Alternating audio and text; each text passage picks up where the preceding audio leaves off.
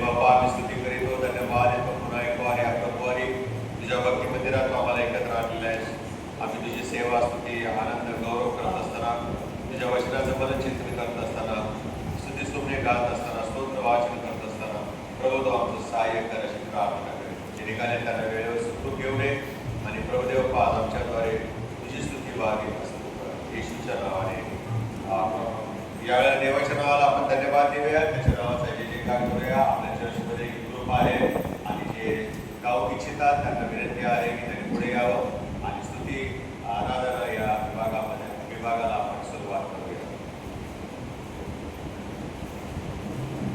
इफिसकरास पत्र याचा पहिला अध्याय 7वं वचन. त्याच्या कृपेच्या समृद्धीप्रमाणे त्या प्रियकराच्या ठाई त्याच्या रक्ताच्या द्वारे खंडणी भरून मिळवलेली मुक्ती म्हणजे आपल्या अपराधांची क्षमा आपल्याला मिळाली आहे. आमेन. आपण प्रार्थना करू. पवित्र पवित्र पवित्र सेनाधीश पिता परमेश्वर बाप्पा, स्वर्गीय पिता तो सिंहासनवर विराजमान आहे पिता परमेश्वर बाप्पा, तुझे आभार मानते पिता परमेश्वर बाप्पा. या शब्दात दिवशी तू आम्हाला तुझ्या मंदिरात एकत्रित केलंस पिता परमेश्वर बाप्पा.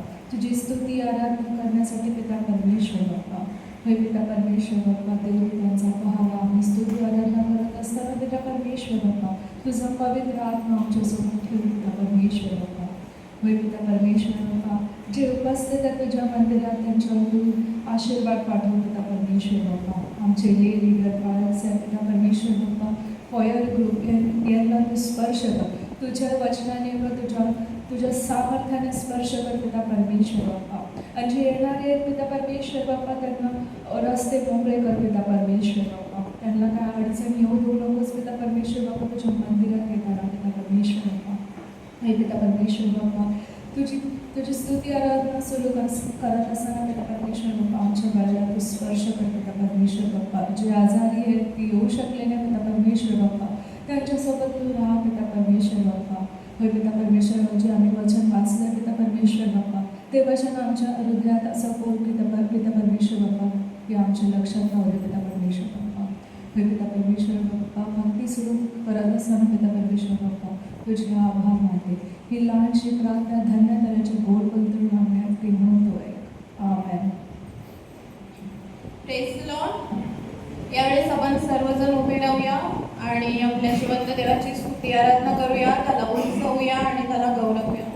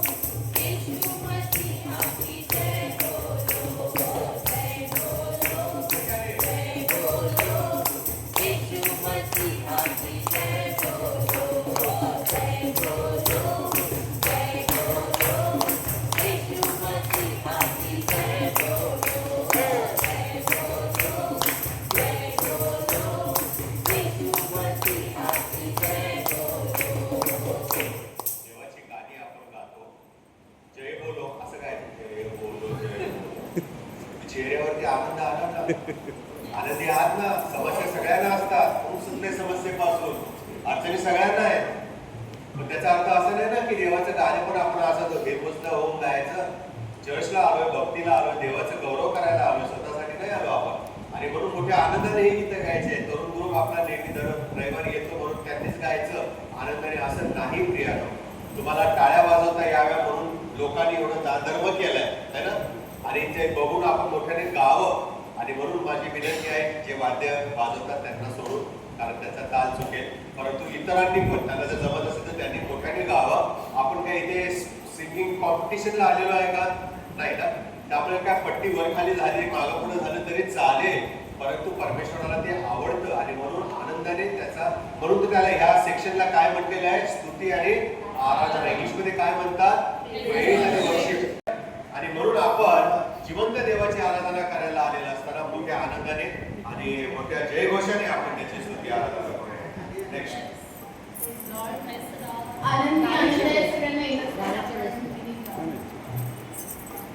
आनंदी आनंद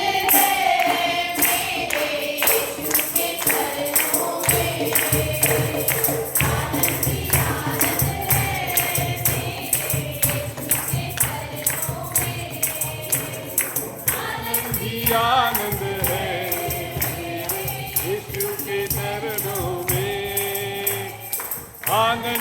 आनंद है मेरे यीशु के चरणों में, आनंद ही आनंद है मेरे यीशु के चरणों में, आनंद ही आनंद है मेरे यीशु के चरणों में। पाप मेरा क्षमा हुआ, पाप मेरा निकल गया यीशु के रक्त द्वारा। हालेलुया। पाप मेरा क्षमा हुआ, पाप मेरा निकल गया यीशु के रक्त द्वारा। नया जीवन यीशु में, कृपा जीवन यीशु में, पवित्र आत्मा द्वारा। नया जीवन यीशु में, कृपा जीवन यीशु में, पवित्र आत्मा द्वारा।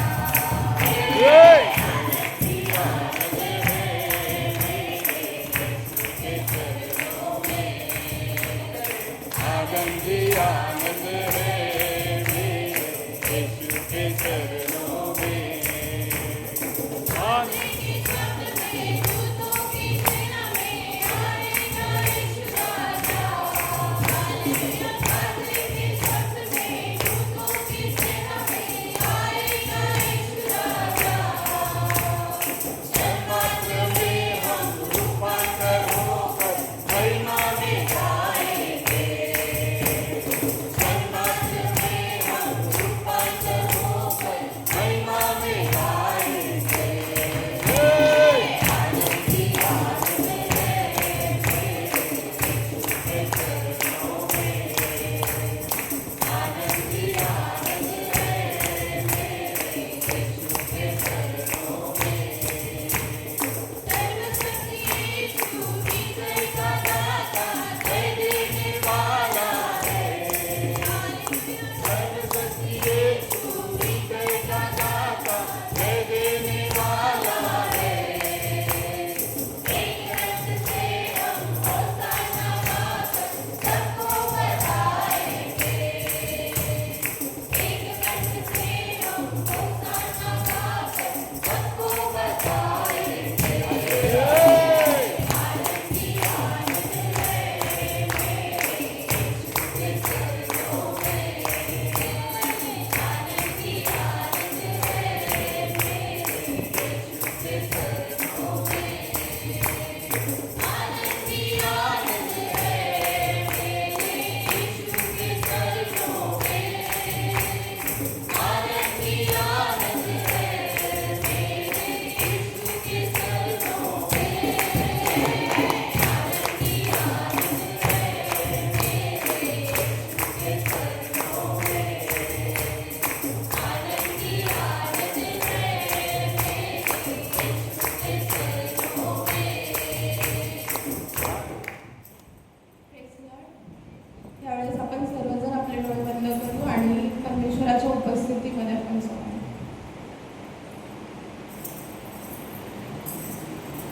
तुझ्या विना पवित्र आत्मा प्रार्थना येत नाही.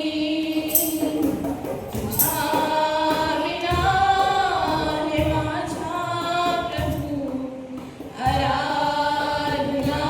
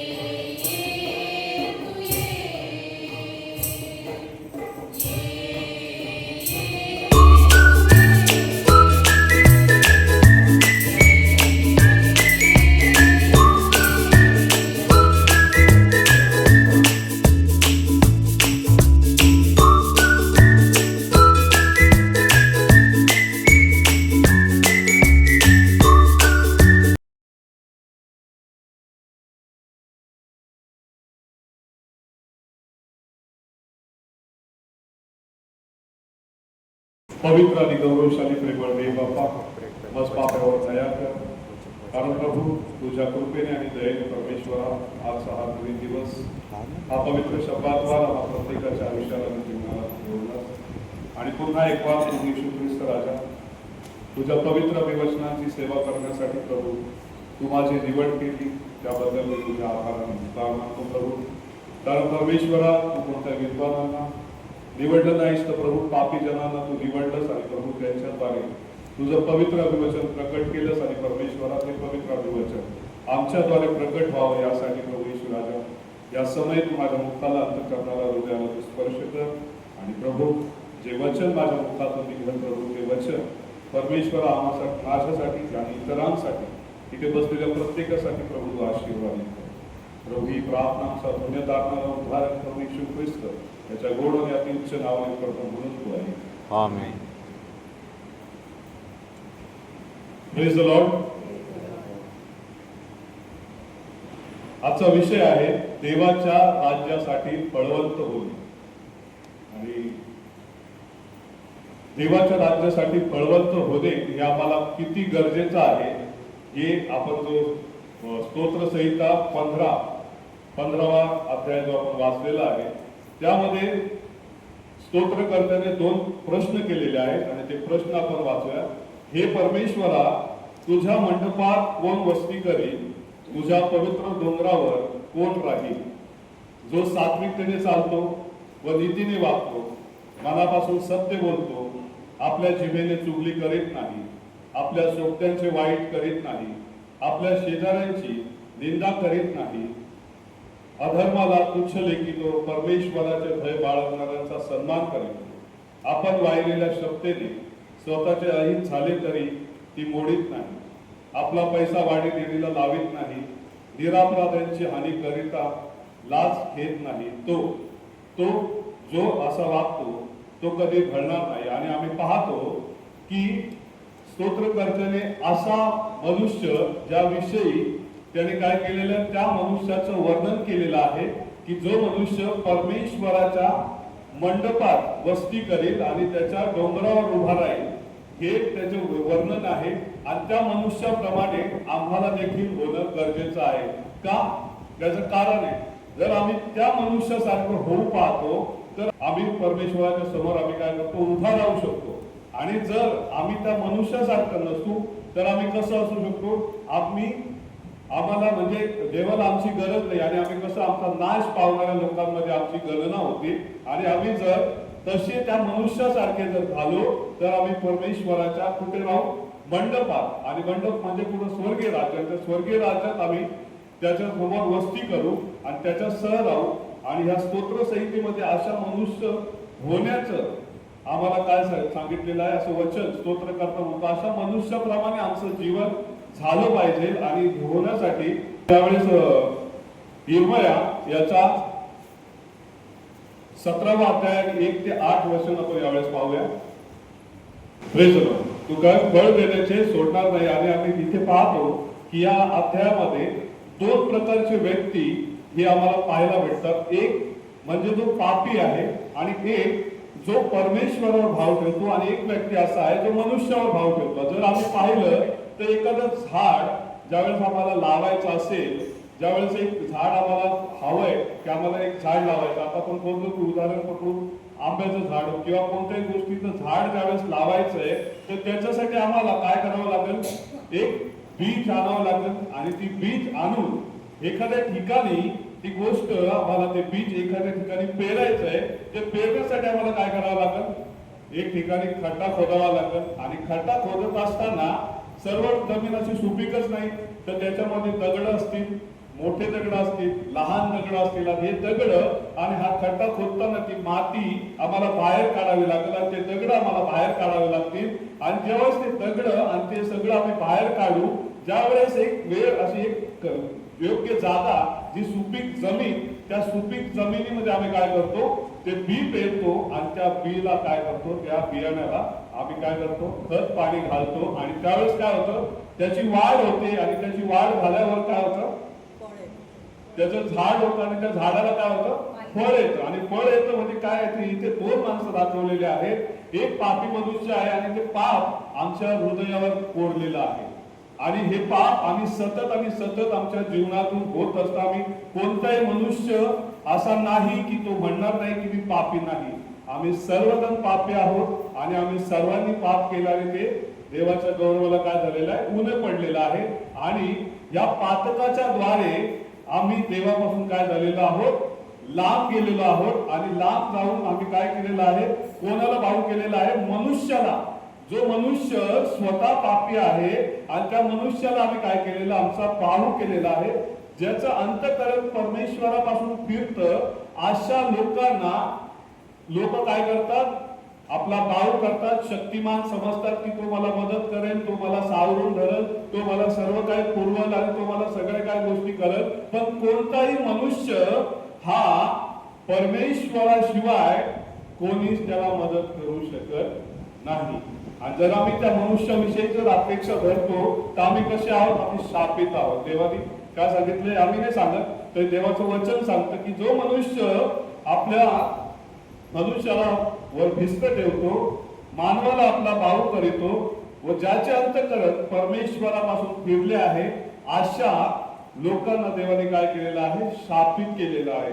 आणि जर आम्ही परमेश्वराला आमचा भाव विषय बनवतो तर त्याचं पुढचं वचन त्यांनी सांगितलेलं की आम्ही कशा प्रकारे आशीर्वादित होऊ आणि कशा प्रकारे आम्ही परमेश्वरासमोर उभे राहू आणि कशा प्रकारे आम्ही फळवंत होऊ. कारण त्यांनी काय सांगितलेलं वचन वाचूया सातो, जो पुरुष परमेश्वरावर भाव ठेवितो, ज्याचा भावविषय परमेश्वर आहे, तो धन्य. जर परमेश्वर आमचा भावविषय काय, आम्ही त्याच्यावर भाव ठेवतो, विश्वास ठेवतो, तर आम्ही कसं आहे, परमेश्वराने आम्हाला काय केलेलं आहे, धन्य लोकांमध्ये गणना केलेली आहे. आणि आम्ही धन्य व्हायचं असेल तर आम्हाला परमेश्वराजवळ येण्यावाचून दुसरा कोणताच मार्ग नाही.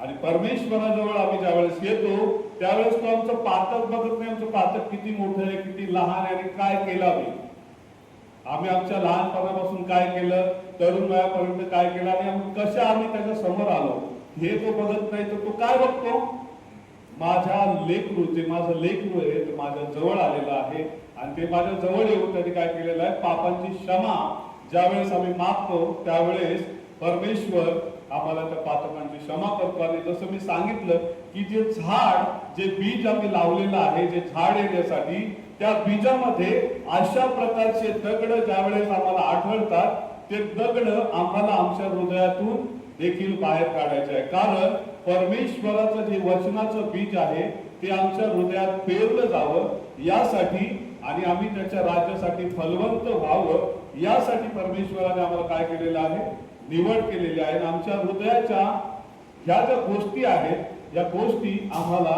आमच्या जीवनातून दूर करण्यासाठी आम्हाला कुठे गेलं पाहिजे, परमेश्वराकडे गेलं पाहिजे, प्रभू येशू ख्रिस्ताकडे गेलं पाहिजे. आणि ज्यावेळेस आम्ही परमेश्वराकडे जातो, प्रभू येशू ख्रिस्ताकडे जातो आणि ज्यावेळेस आम्ही त्याला सांगतो की आम्हाला तुझ्या राज्यासाठी फलवंत कर, त्यावेळेस परमेश्वर आम्हाला त्याच्या राज्यासाठी कशा प्रकारे फलवंत करतो, ज्यावेळेस आम्ही फलवंत करतो. आपण जाऊया मग त्या वचनामध्ये 7व्या वचनावर आम्हाला परमेश्वर सांगतो, जो पुरुष परमेश्वरावर भाव ठेवितो, ज्याचा भावविषय परमेश्वर आहे, तो धन्य. तो जलाशयाजवळ लावलेल्या वृक्षासारखा होईल. जे जलाशयाजवळ झाड लावलेलं असतं ते कसं, ते फळतं फुलतं, कारण त्याला योग्य प्रकारे पाणी आणि खत मिळतं. आणि ते झाड कसं एका वृक्षासारखं होतं आणि त्या वृक्षासारखं झाल्याच्या नंतर त्याची मुळे किनारी पसरतात. ज्या नदीच्या किनारी, ज्या जलाशयाजवळ ते लावतो आपण, त्याच्या किनाऱ्याजवळ ते पसरतं आणि उन्हाची झळ येते, तिला ते झाड काय करतं, भीत नाही. कारण ते कुठे, जलाशयाच्या बरोबर बाजूला लावलेलं आहे आणि त्या काठी त्याला उन्हाची झळ देखील लागत नाही आणि त्याची पाने हिरवीगार राहतात. आणि हा आशीर्वाद आम्हाला जर प्राप्त करून घ्यायचा असेल तर एक दाखला आपण वाचूया. लूक सुवर्तमान याचा 13वा अध्याय आणि 6 ते 9 वचन. यामध्ये एकाचा द्राक्ष मळा होता आणि त्याने त्याच्यामध्ये काय लावलेलं आहे, एक अंजिराचं झाड लावलेलं आहे. झाडाला गेले 3 वर्ष कोणत्याही प्रकारचं फळ नव्हतं. गेले 3 वर्ष त्या अंजिराच्या झाडाला कोणत्याही प्रकारचं फळ नव्हतं. त्या अंजिराचं झाड कोण आहे, त्या अंजिराचं झाड आपण आहे आणि त्या द्राक्ष माळ्याचा मालक कोण आहे आणि माळी कोण आहे? स्वर्गीय पिता त्या द्राक्ष माळ्याचा मालक आहे आणि प्रभू येशू ख्रिस्त हा त्याचा माळी आहे आणि त्या अंजिराचं झाड तुम्ही आणि मी आहोत. मी असं कोणी नाही, मी पण पापात असतो, मी पण पापात आहे. पाप केलेला कोणी पाप होणारच, तुमच्या दैनंदिन जीवनात तुमच्याकडून चुका होणारच.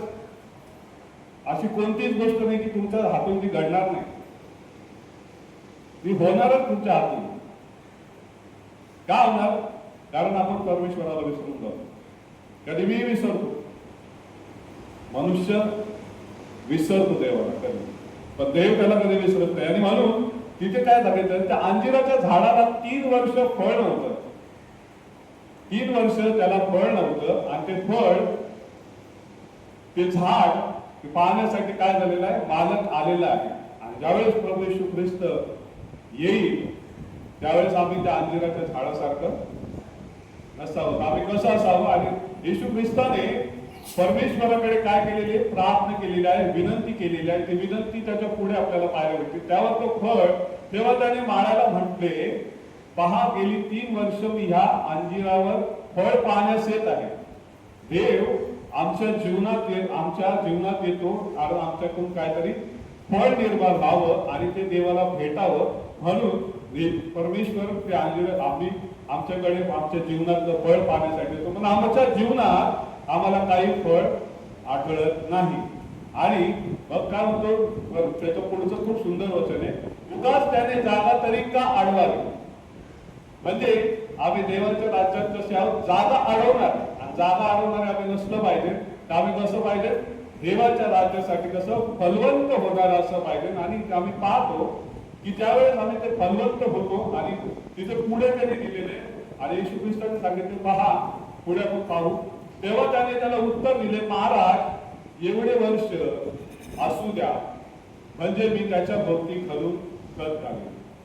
काय रे, खणून खत घालीन. आणि खत कसलं आहे? खत कोणतं आहे? वचन. Praise Lord. खत हे काय? वचन आहे. आणि प्रभू येशू ख्रिस्त म्हणतो की मी त्याच्या भोवती खणून, म्हणजे आमचं हृदय आम्ही खणलं पाहिजे आणि त्याच्यामध्ये आम्ही वचनाचं खत घातलं पाहिजे. आणि ते खत घालून पुढे त्याच्या पुढचं, मग पुढील वर्षी त्याला फळ आले तर बरे. प्रश्नचिन्ह आहे. आणि त्याला एक बोलतात नाही कॉमा आहे आणि म्हणजे 50-50. मग पुढील वर्षी त्याला फळ आले तर बरे, नाही तर आपण ते तोडून टाकावं. मग तोडणारा पण परमेश्वर आहे आणि क्षमा करणारा पण परमेश्वर आहे. आणि आमच्या जीवनामध्ये फळवंत करणारा देखील कोण आहे? परमेश्वरच आहे. आणि मग फळ आले तर बरे, नाहीतर आपण ते तोडून टाकावे. आणि फळ येण्यासाठी आम्हाला हा एक वचन ह्या अध्यायात ज्यावेळेस आपण पाहिलं दृष्टांतामध्ये, तर प्रभू येशू ख्रिस्त हा आमच्या जीवनामध्ये कार्य करणार आहे. कधी कार्य करतो? त्यावेळेस आम्ही त्याला बोलवतो, त्यावेळेस तो आमच्या जीवनात काय करतो? कार्य करतो आणि आम्हाला फलवंत करतो. तिसऱ्या मुद्द्याकडे आपण जाऊया, बाप्तिस्म करणारा योहान आणि त्याचा संदेश. याच्यामध्ये आम्ही पाहतो की जे धार्मिकता, आम्ही खूप धार्मिक आहोत असे म्हणणारे जे लोक आहेत, अशा विषयी परमेश्वर बाप्तिस्म करणाऱ्या योहानाने काय दिलेला आहे? संदेश दिलेला आहे. आणि तो संदेश ज्यावेळेस आम्ही वाचतो, त्या संदेशासारखं आम्ही असू नये. तर ते कोणासाठी दिलेले आहे? आम्ही खूप धार्मिक आहे, आम्ही असे, आम्ही तसे, असं काही नाही. येशू ख्रिस्तांनी जर धार्मिकांना निवडलं असतं, विद्वानांना निवडलं असतं, तर पापी जणांची, जर शास्त्री आणि पुरुषांना जर त्यांनी निवडलं असतं तर आम्ही शून्य झालो. कारण ते शास्त्री आणि परुषी कशी होते, त्यांचं जर वागणं जर आम्ही पाहिलं तर ते कसे होते, ते एकदम आम्ही टाईट मानायचे, टाईट पद्धती. आम्ही तसं नाही, आपण तसं नसावं. आणि त्यांच्यासाठी एकदम मस्त संदेश आणि एकदम वचन त्यांनी सांगितलंय. प्रत्येक शुभकमान याचा 3रा अध्याय 7व्या वचनापासून काय सांगितलेलं आहे? अहो परुषी व सदुकी यांच्यापैकी पुष्कळ जणांस आपल्याकडे बाप्तिस्मासाठी एकंदर पाहून त्यांनी त्यांना म्हटले, अहो सापांच्या पिल्लांनो भाविक क्रोधापासून पडण्यास तुम्हाला कोणी सावध केले? कोण सावध करणार आहे तो प्रश्न आहे. आणि कोणी सावध केले? ते स्वतःहून सावध झालेत का? ते स्वतःहून आलेत का? ते स्वतःहून आले नाहीत तर ते योहानाची परीक्षा पाहण्यासाठी आलेले आहेत. आणि ते स्वतःहून आले नाहीत तर त्यांना योहान काय करतो हे बघण्यासाठी. आणि कोणाचा क्रोध? परमेश्वराचा भावी क्रोध अशा लोकांवर होणार आहे. त्या लोकांपासून त्यांनी सांगितलंय की अशी भावी क्रोधापासून पळण्यास तुम्हाला कोणी सावध केले? आणि त्या क्रोधापासून सावध करण्यासाठी हे प्रश्नचिन्ह आहे. आणि त्यांना सांगितलेलं कशाची उपमा दिलेली अशा लोकांना? सापांच्या पिल्लांची उपमा दिलेली. साप कसा असतो? धूर्त असतो. पाठवू देऊ, फोडू देऊ, आपल्या पायाला दंश करतो. असे लोक आहेत, असे लोक आहेत, आमच्या अवतीभोवती आहेत असे लोक. आणि ते आम्हाला अशा गोष्टींकडे घेऊन जातात. आणि आम्ही पाहतो की त्यांनी पुढे एक प्रश्न केलेला आहे की जास्त पश्चातापास योग्य असे फळ द्या. पश्चातापास योग्य असं फळ देणं. आता आम्ही परत त्या जे झाड आम्ही जे लावलेलं आहे, जे बीज आम्ही टाकलेलं आहे, आम्ही परत त्या गोष्टीकडे की आपण एक गोष्ट काय करतो, आपण फलवंत होण्यासाठी कशा प्रकारे आम्हाला व्हायचं आहे. तर काय आमचं पश्चातापासाठी योग्य फळ द्या. काय फळ पाहिजे? काय फळ योहानाने त्यांच्याकडे मागितलं? कोणत्या प्रकारचं फळ मागितलं? खरा पश्चाताप हे फळ त्यांनी मागितलेलं आहे. आणि योग्य फळ जे ते ऐटीत होते, जे ते गर्वात होते की आम्ही फक्त देवाला ओळखतो, बाकी कोणी ओळखत नाही, आम्ही जे शिकवतो तेच तुम्ही ऐकणं गरजेचं आहे. आणि अशा लोकांसाठी हा संदेश सदुकी आणि पुरुषांसाठी देवाने काय केलेला आहे? असा संदेश दिलेला आहे.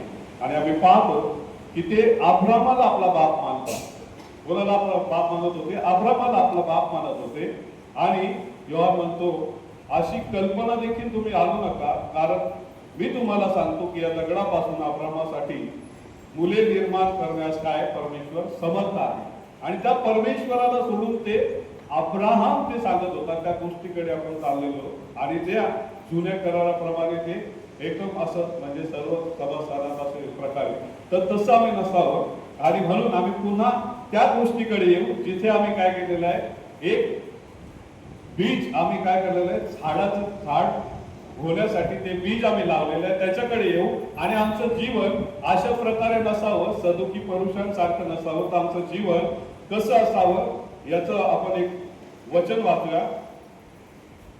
योहान शुभवर्तमान याचा 15वा अध्याय आणि 5वं वचन. येशू ख्रिस्त हा काय? आमचा वेल आहे. आणि त्या वेलाप्रमाणे वेलात जर आपण राहिलो तर आम्ही काय करतो? फळ देतो. आणि जर त्या वेलापासून वेगळे जर राहिलो तर फळ देतच येणार नाही आणि देऊच शकत नाही. आणि तो मीच वेल आहे, तुम्ही पाटे आहात. आम्हाला एखाद्या पाट्याप्रमाणे राहिलं पाहिजे. येशू ख्रिस्तामध्ये ज्यावेळेस आम्ही राहतो त्यावेळेस काय म्हणतो, जो माझ्यामध्ये राहतो आणि मी त्याच्यामध्ये राहतो तो पुष्कळ फळ देतो. आणि आम्हाला काय झालेलं आहे, देवाच्या राज्यासाठी पुष्कळ फळ देणारं असं बनलं पाहिजे.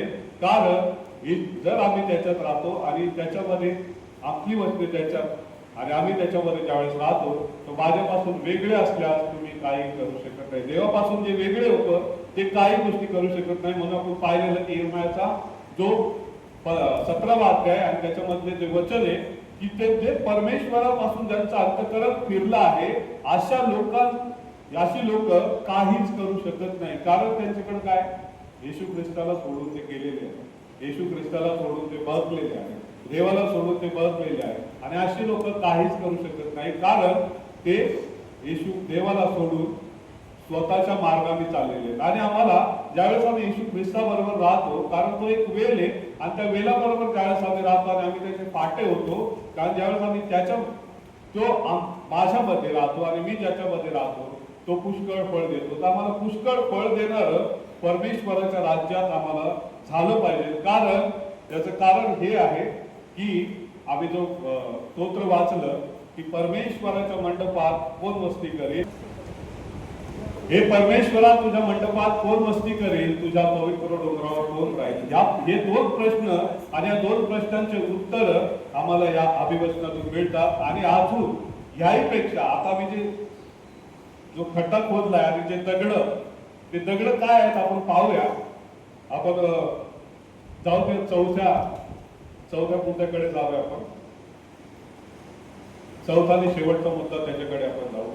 पवित्र आत्म्याचे मार्गदर्शन आणि त्याप्रमाणे चालू. गलतीकारक पत्र 5वा अध्याय 1 वचन. पवित्र आत्म्याचे मार्गदर्शन 5वा अध्याय आणि 16 वचन. क्षमा करा, 5वा अध्याय 16 वचन. मी तर म्हणतो, आत्म्याच्या प्रेरणेत चाला, म्हणजे तुम्ही देहवासना पूर्ण करणारच नाही. पुढचं वचन. कारण देहवासना आपल्या विरुद्ध आहे, आत्म्याविरुद्ध आहे, व आत्मा देहवासनेविरुद्ध आहे. ही परस्पराविरुद्ध आहे, यासाठी की जे काही तुम्ही इच्छिता ते तुमच्या हातून घडू नये. पुढे वाचा. पुढचं वाचा. तुम्ही आत्म्याच्या प्रेरणेने चालवलेले आहात, तर तुम्ही नियमशास्त्राच्या अधीन आहात.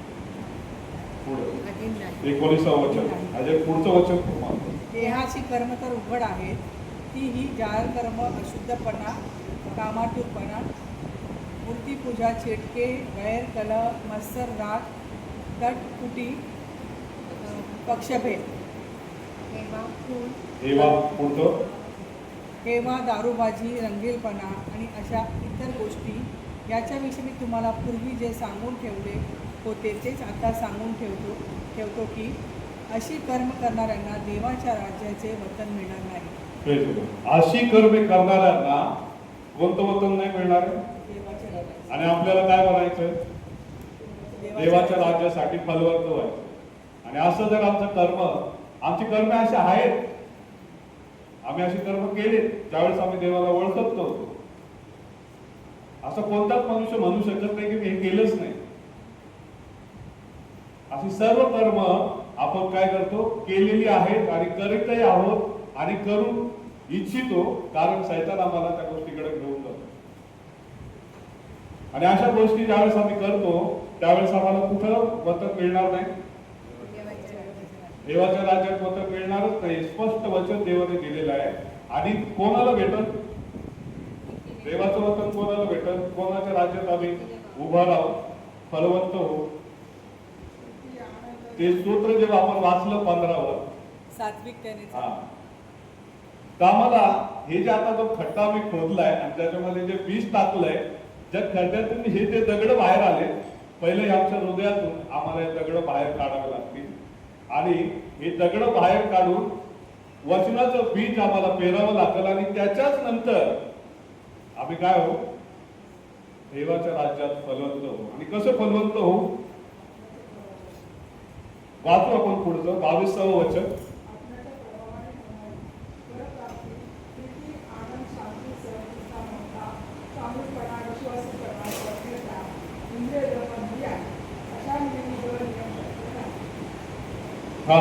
काय आत्म्याच्या द्वारे निष्पन्न होणारे फळ. आणि हे फळ परमेश्वराला आवडतं. कोणतं? प्रीती, जी प्रभू येशू ख्रिस्ताने आमच्यावर केली. आनंद, जे आम्ही पापात होतो, जे आम्ही अश्रू ढाळत होतो, तेव्हा आमच्यासाठी काय झाला? आनंद झाला. शांती, आम्ही जे अशांत होतो त्याने आम्हाला काय दिलेलं आहे? शांती दिली. आणि कोणती शांती दिली? मनुष्य देतो, जग देतो ती शांती दिली. त्याच्या जवळची शांती आम्हाला दिली.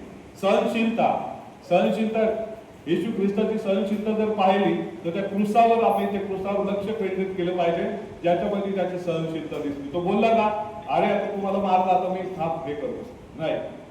सहनशीलता ही आमच्यात हवी. ममता, त्याने आमच्यावर काय केलेली आहे? ममता केली. आणि ते स्तोत्र आहे, जसा बाप आपल्या मुलावर ममता करतो तसा परमेश्वर त्याच्या भय धरणाऱ्यावर काय करतो? ममता करतो. आणि म्हणून आणि चांगुलपणा, येशू ख्रिस्त देव चांगला आहे आणि तो काय करतो? चांगलंच करतो. म्हणून त्याने आम्हाला काय शिकवलं? त्याचा चांगुलपणा शिकवलेला. विश्वासूपणा, प्रभू येशू ख्रिस्ताने आम्हाला काय शिकवलेलं आहे? विश्वासूपणा. आणि काय झालेलं आहे? आम्ही पाहिलं तर येशू ख्रिस्ताने अनेक चमत्कार केले. तो असं नाही म्हटला की मी तुला बरं केलं, मी तुला असं केलं, मी तुला तसं केलं, असं म्हणला नाही. तुम्हाला जा, तुझ्या विश्वासाने तुला बरं केलं. म्हणजे तो विश्वासूपणा आमच्यात असला पाहिजे. त्याच्या पुढचं वचन आपण ऐकूया. सौम्यता, येशू ख्रिस्त जसं सौम्य आहे, कारण त्याचं जूक हलकं आहे, तो म्हणतो माझं जूक सौम्य आहे, ते तुम्ही तुमच्यावर घ्या. आणि ज्यावेळेस ते सौम्यता त्याने आम्हाला शिकवलेलं आहे, इंद्रिय दमन आम्हाला त्याने शिकवलेलं आहे. आणि ह्या गोष्टी ज्या मनुष्यामध्ये असतात, स्तोत्र संहिता 15 आणि त्याच्या अभिवचनामध्ये जे सांगितलं, अशा गोष्टींनी जो मनुष्य भरलेला आहे, अशा विरुद्ध काय नाहीये, नियमशास्त्र नाही. कारण त्या सर्व गोष्टी त्या मनुष्यात आहे. आणि जो असा मनुष्य आहे, तोच मनुष्य कुठे राहतो, परमेश्वराच्या मंडपात वस्ती करतो. आणि आम्हाला देखील असंच व्हावं लागेल. ज्यावेळेस आम्ही असे होऊ, त्याच वेळेस आम्ही पुढे राहू, परमेश्वराच्या मंडपात राहू आणि त्याच्यामध्ये आम्ही काय करू, वस्ती करू आणि आम्ही त्याच्या सोबत राहू. आणि देव करू या वचनांच्या द्वारे तुम्ही आणि मी, आम्ही सर्वजण काय झालेलो आहोत, आशीर्वादित झालेलो आहोत. आणि देवाच्या राज्यासाठी फळवंत होणे या विषयावर बोलण्यासाठी बाळासाहेबांनी जी मला संधी दिली, त्याबद्दल मी परमेश्वराचे आणि बाळासाहेबांचे आभार आणि उपकार मानतो की या वचनातून आम्हाला खूप काही शिकायला भेटलं. आणि मी असं नाही की मला खूप काही ज्ञान आहे बायबलचं, असं काही नाही. जे वचन मी वाचतो, जे वचन काही गोष्टी कळतात, काही गोष्टी कळत नाही. आणि हा वचनांचा अभ्यास करण्यासाठी खूप मोठी गोष्ट लागते, ती म्हणजे काय, पवित्र आत्मा. आणि तो पवित्र आत्मा परमेश्वराकडे, येशू ख्रिस्ताकडे मागणं खूप महत्वाचं आहे. ज्यावेळेस पवित्र आत्मा आम्ही त्याच्याकडे मागतो, त्यावेळेस ही फळं आमच्या जीवनामध्ये प्रभू येशू ख्रिस्ताच्या द्वारे उत्पन्न होतात. आणि त्या देवाच्या राज्यासाठी आम्ही काय होतो, फळवंत होतो. आणि ह्या अभिवचनातून मला तर खूप शिकायला भेटलं आणि तुम्हाला देखील शिकायला भेटलं असेल, असा मी विश्वास धरतो. आणि प्रभू येशू ख्रिस्ताच्या आपण प्रार्थना करूया की या अभिवचनांच्या द्वारे त्याने आम्हाला आशीर्वाद करा. आपण प्रार्थना करू. प्रेमळ आणि पवित्र देव बाप्पा, आम्ही तुझ्या पवित्र नामाला धन्यवाद देतो, तुझी स्तुती करतो प्रभू या अभिवचनाबद्दल. प्रभू या अभिवचन जे स्वर्गात सर्व काळ स्थिर आहे प्रभू, असं पवित्र अभिवचन तू आमच्यासाठी आज त्या पवित्र शब्दाद्वारे तो आमच्या जीवनासाठी पाठवलंच. आणि प्रभू या अभिवचनाच्या द्वारे तुझा आशीर्वाद आपल्या जीवनात आले असा आमचा विश्वास आहे. प्रभू या अभिवचन आमच्या हृदयाच्या त्या भूमीवर चुके. आणि प्रभू जे तुला नको असलेले त्या सर्व गोष्टी तू आमच्यातून काढून प्रभू आम्ही तुझ्या राज्यासाठी फळवंत व्हावं अशी दया तू आम्हाला प्रत्येकावर कर. आणि प्रभू तू आमची निवड केलीस त्याबद्दल आम्ही तुला धन्यवाद. ही सर्व प्रार्थना विनंती आणि तुमचा सर्व आम्ही तुझ्या पवित्र हाती सर्व उद्धारक प्रभू येशू ख्रिस्त याच्या गुण आणि गौरव प्रार्थना करतो.